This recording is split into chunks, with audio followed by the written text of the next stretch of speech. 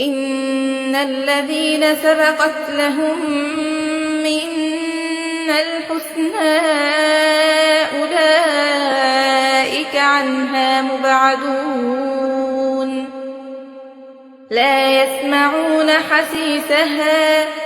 وهم فيما اشتهت أنفسهم خالدون لا يحزنهم الفزع الأكبر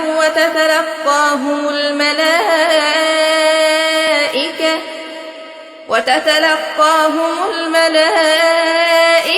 هذا يومكم الذي كنتم توعدون يوم نطوي السماء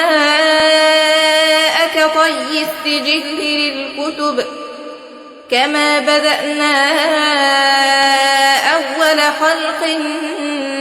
نعيده وعدا علينا إنا كنا فاعلين